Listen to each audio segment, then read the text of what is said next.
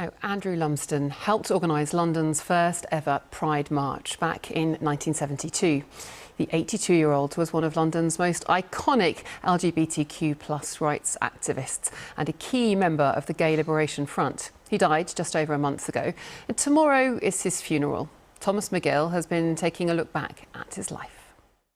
The vast majority of homosexuals are probably very, very ordinary people, in every conceivable sense of the term. They hold all political... Andrew Lumsden speaking out in 1971 for gay rights, a passionate activist, writer and friend to many.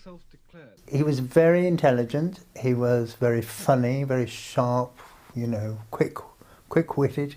Andrew was my best friend.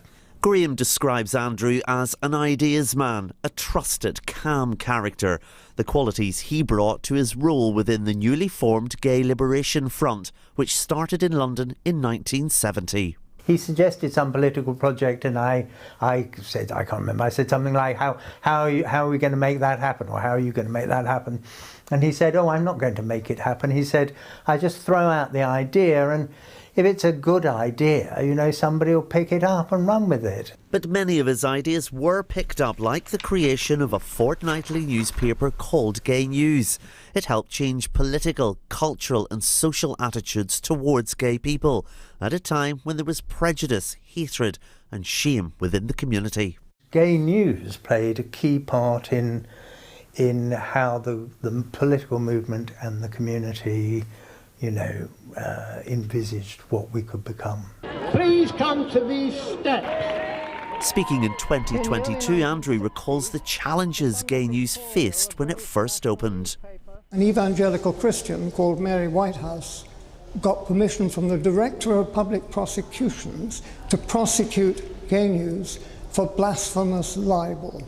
The newspaper was very nearly bankrupted at once, but a Save Gay News campaign started up, and it raised in the end about £50,000. This was London's first Pride March in 1972, which Andrew was involved in.